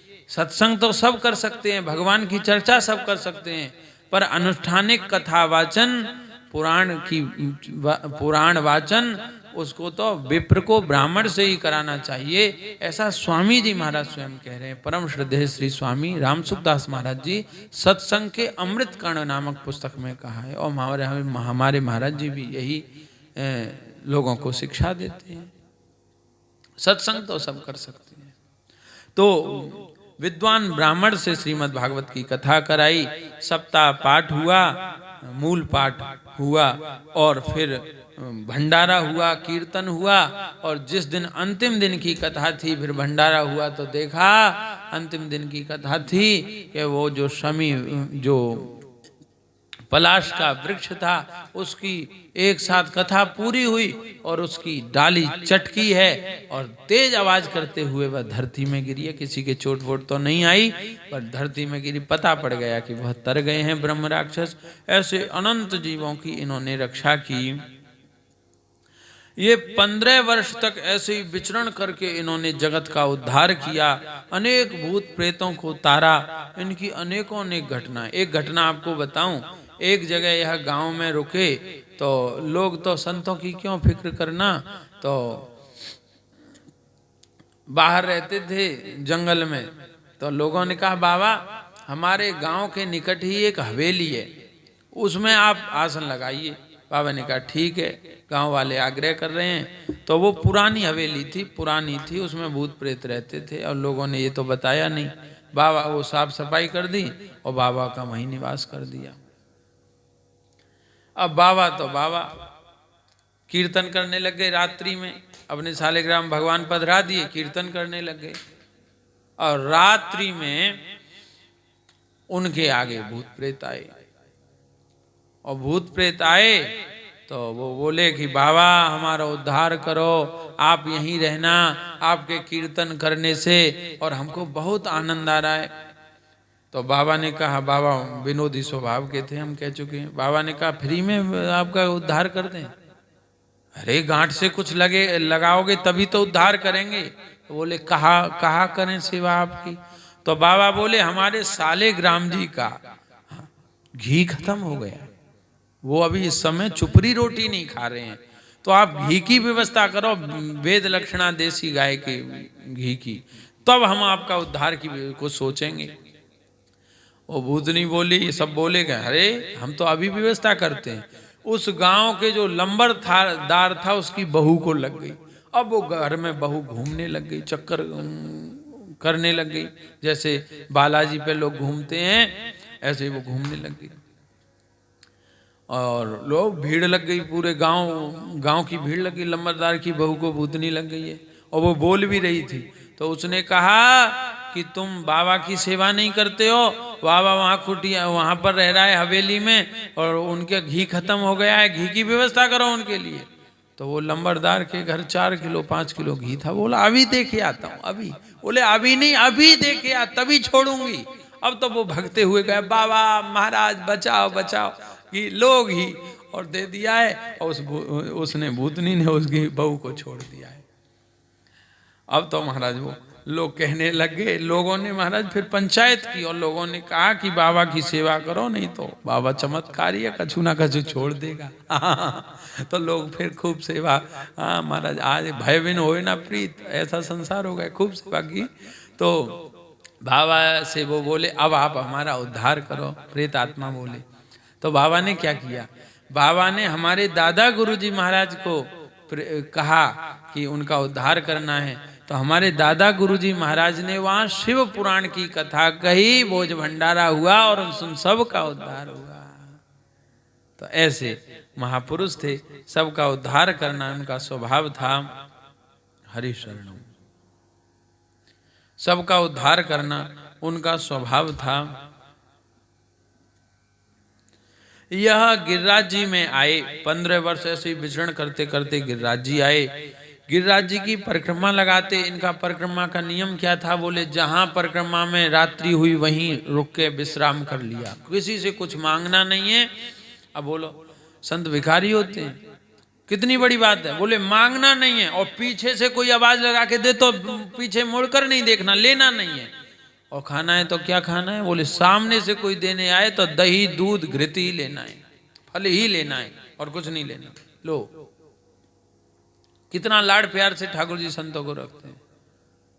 ऐसा इनका नियम था। और ये ऐसे गिरिराज जी की परिक्रमा लगाने लग गए। और गोवर्धन में, गिरिराज जी में मानसी गंगा ब्रह्म कुंड के तट पर श्री हरदेव जी का प्राचीन मंदिर है। प्रमाणों के अनुसार श्री कृष्ण के प्रपौत्र वज्रनाभ ने ठाकुर श्री हरदेव जी की स्थापना की थी। कालांतर में हुई उथल पुथल के कारण श्री हरिदेव जी गिरिराज जी के पूछरी भाग में बिलछू कुंड में विराजमान हुए। यह कुंड श्री वृषभानु नंदिनी राधा रानी के बिछुआ से प्रकट हुआ है।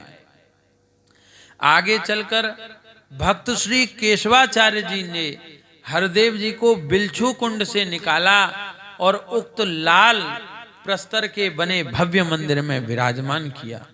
तो यह जो मंदिर है श्री हरिराम बाबा, इसी मंदिर का जो बाहर का द्वार है, इसी पे रात्रि में शयन करते। गोवर्धन गिरिराज जी में रहते तब तक वहीं पर शयन करते।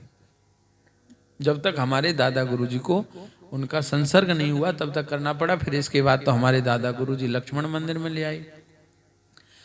तो वो शयन करते। तो हम एक हरि शरणम, हम एक घटना का स्मरण करें। मंदिर के ही निकट किशन स्वरूप जी का घर था, गोस्वामी जी का, किशन स्वरूप गोस्वामी जी। वह हरदेव जी की पूजा करते, सेवा करते। बाबा परिक्रमा लगाते, विलक्षण भाव में रहते। एक दिव्य घटना घटी। जतिपुरा मुखारविंद के पास की घटना है। परिक्रमा लगा रहे थे और गिरिराज जी वहां पर 56 भोग लग रहा था। गिरिराज जी को 56 भोग लग रहा था। बाबा प्रेमोन्मत्त अवस्था में परिक्रमा लगा रहे थे। गिरिराज जी के मुखारविंद का दर्शन करके, 56 भोग का दर्शन करके बाबा को सख्य जग गया, भगवान के प्रति सख्य। जैसे सूरदास जी ने सख्य भाव में एक बात कही है, भृगु को पिटैला और कुटेला ब्रज ग्वालन को। एक कन्हैया, तुझे भृगु ने तो लात मारी और तू पिटा कौन से? बोले ग्वाल वालों से। ये सख्य भाव में कहा है। ये अपने सखे न, सखा सखा आपस में खूब बोलते हैं। अरे कन्हैया, तू होगा कोई बड़े आदमी को छोरा, हम तेरे बाप से कोई हम कम है? तो पे कछु 4-5 गैया ज्यादा है, हम पे कछु कम है, और का है? ऐसे सखा बोलते हैं। तो ये सख्य भाव है। तो बाबा के ऐसा ही भाव चढ़ गया उस समय। तो भीड़ को चीरते हुए गिरिराज जी के सामने 56 भोग लग रहा था, सामने आते गए और आके बोला, अरे कन्हैया, ऐसे बोले, अरे कन्हैया, अकेले 56 भोग आरोग रो है, हमें कछु नहीं दोगो? हमें तेने बाबा जी बनाए दो, भिकमंगा बनाए दो, और हमें इधर उधर भटकावे, भूखो रखे, हमें कछु नहीं देगो, ऐसे बोलने लगे। तो लोगों ने सोचा कि कोई विक्षिप्त दिमाग का पागल है। ऐसा सोच के लोगों ने धक्का मुक्की करके पीछे भगा दिया। तो ठाकुर जी से रूठ गए, इन्होंने हमको पिटवाया, हमको धक्का मुक्की कर दी। लोग नहीं समझते ना, लोग तो क्या समझते हैं, बोले बढ़िया तिलक, बढ़िया माला, लाल कपड़ा, लाल बैग, लाल जूता, लाल गाड़ी, लाल चप्पल, और पीछे लाल लाल लोग घूम रहे हो, तो बोले हाँ हाँ बहुत बड़े संत। लोगों की दृष्टि ऐसी है। देखो, ऐसे भी महापुरुष हैं, ऐसा नहीं है कि वो महापुरुष नहीं है। ऐसे में भी संत मिलते हैं जिनको ठाकुर जी ने दिया तो वो सेवा में उपयोग कर रहे हैं। पर लेकिन हर एक बात को समझना चाहिए। ऐसे भी अकिंचन महात्मा है कि जिनको तुम महात्मा नहीं समझ पा रहे हो, विलक्षण महात्मा है। तो वो बाबा को लोगों ने ऐसे ही भगा दिया। अब भगा दिया तो बाबा आ गए हरदेव जी मंदिर के द्वार पर, और आज कुछ नहीं खाया। उन्होंने कहा मैं कुछ नहीं खाऊंगा, इसने मुझे पिटवाया, कुछ नहीं खाऊंगा, और भूखे लेट गए। लेट गए तो निद्रा आ गई। अर्धरात्रि थी, एकांत वातावरण था, शांत निशी थी, लोग तो सब सो रहे थे। उसी समय एक विलक्षण घटना घटी। क्या विलक्षण घटना घटी? सियाराम, क्या विलक्षण घटना? जा, क्या विलक्षण घटना घटी? बोले कि एकांत निशी थी, बाबा तो सो रहे थे, निद्रा आ गई। अर्धरात्रि में इस धरातल से परे अलौकिक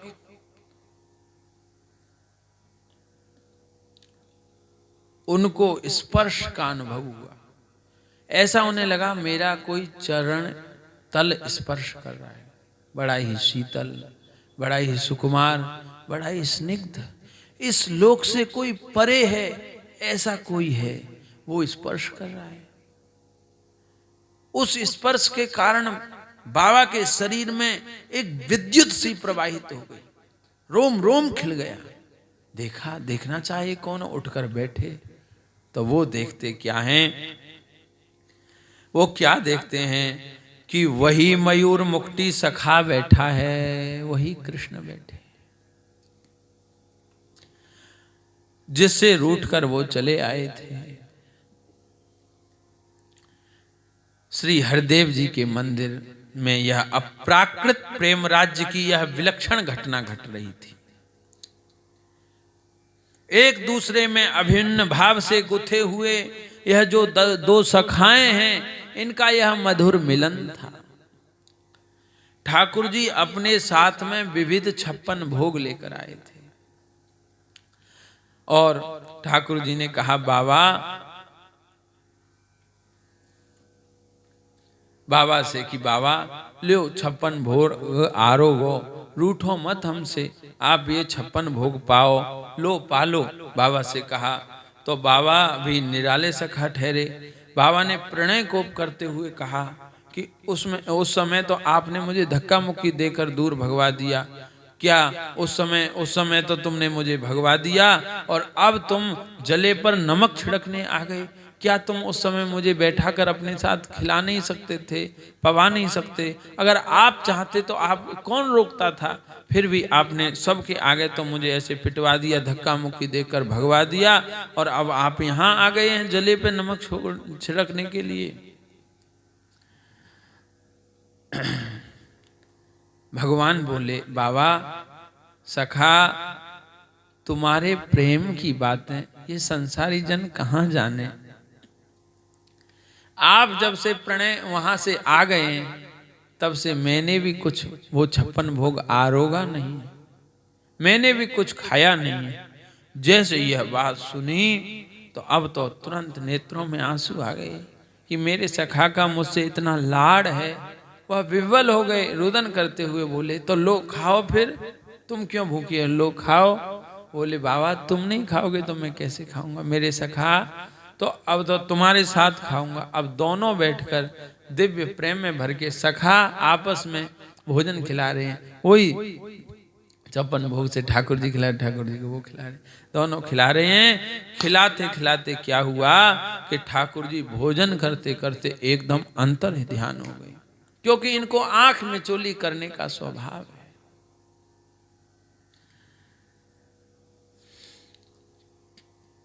प्रेम का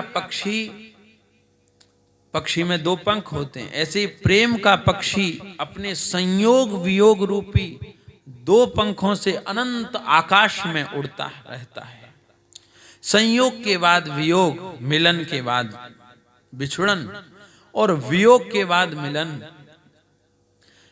इस परंपरा का क्या रहस्य है, यह तो प्रेम के देवता कृष्ण ही जानते हैं।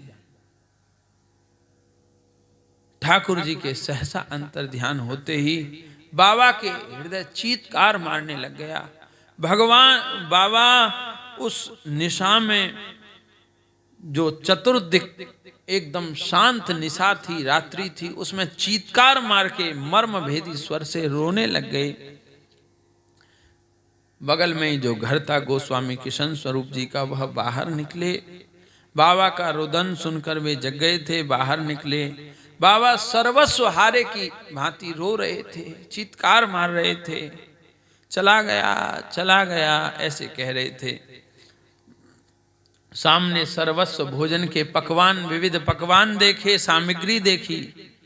उन्होंने बाबा से रोने का कारण पूछा तो बाबा बस कुछ बोल नहीं पा रहे थे, खाली इतना ही बाबा बोले कि अभी तो यहाँ थे, अब न जाने कहाँ चले गए। बस बाबा इतना ही बोल रहे थे, अभी तो यहाँ थे, जाने कहाँ चले गए, इतना ही बोल पा रहे थे। किशन स्वरूप जी समझ गए कि कृष्ण जी भगवान अपने सखा को लीला कर रहे थे, अब चले गए हैं। तो उन्होंने बाद में बाबा इस भाव दशा से जब बाहर निकले, तब वह प्रसाद पूरे परिवार सहित, वो समझ गए यह 56 भोग यहाँ रखा है, ये ठाकुर जी लेके आए हैं, संपूर्ण परिवार ने, उनके परिवार ने लिया। ऐसे बाबा की ऐसे थे। अब इस घटना से गोवर्धन में प्रचार की संभावना थी, और श्री बाबा महाराज हरे राम बाबा इस प्रचार से दूर रहना चाहते थे। तो हरे राम बाबा इसीलिए गोवर्धन से राजस्थान की ओर फिर चले गए। और फिर इसके बाद राजस्थान से जब गोवर्धन आए, तो यह बात लगभग सन 1956 की होगी। तभी हमारे दादा गुरुजी को उनसे भेंट हुई है, जो कटीली झाड़ी में पड़े हुए मिले थे। उस समय हमारे दादा गुरुजी श्री रामचंद्र पुजारी जी के साथ और स्वयं परिक्रमा कर रहे थे। आन्योर ग्राम गोविंद कुंड वहाँ पर पहुँचे। वहाँ कटीली झाड़ी में पूंछरी के दक्षिण तरफ यह पड़े मिले। मूर्छा अवस्था थी, प्रेम भाव की मूर्छा थी। इन्होंने वहाँ से बड़े प्रयत्न पूर्वक उनको उठाया और लेकर लक्ष्मण मंदिर में वो आ गए। स्वयं भक्त वल्लभा टिप्पणी की स्वरचित भक्त वल्लभा टिप्पणी के द्वितीय संस्करण में स्वयं हमारे दादा गुरुजी ने कहा है, उन्हीं के शब्द में आपको सुना रहा हूँ। स्वनाम धन्य संत जी, मुझे गोवर्धन जी की परिक्रमा में पूछरी में एक कटीली झाड़ी में पड़े मिले। कुछ देर पश्चात जब समाधि खुली तो आप उच्च स्वर से हरे राम इस महामंत्र का कीर्तन करने लग गए। जैसे तैसे इन संत जी को लक्ष्मण मंदिर गोवर्धन में लाया गया। तभी से ये मेरे संपर्क में रहे। कीर्तन आरंभ करते ही इनकी समाधि लग जाती थी। कभी इन्हें कोई दृश्य दिखता तो ये तीव्रता से भगने लग जाते, कभी कुएं, तालाब, नदी में जाकर गिर पड़ते थे। समाधि खुलते ही पुनः कीर्तन आरंभ कर देते थे। ऐसे यह महापुरुष थे। श्री हरे राम बाबा हमारे दादा गुरुजी के बारे में कहते थे कि मेरा इस संसार में कोई नहीं है, पर मेरा एक भाई है, उसका नाम है गणेश दास, ऐसा वो कहते थे। और 29 वर्ष तक श्री भक्तमाली जी महाराज का संपर्क रहा और अनेकों यात्रा हुई। और क्योंकि घूमने का स्वभाव था हरे राम बाबा का, तो अनेकों यात्राएं हुई। पर लेकिन आसन तौल श्री हमारे दादा गुरुजी के ही पास रहा, वृंदावन में भी वहीं पास रहा। और आगे की कथा का हम आगे चर्चा करेंगे, कल चर्चा करेंगे। बोल भक्त वत्सल भगवान की जय। श्री राम जय राम, जय जय राम। श्री राम जय राम, जय जय राम।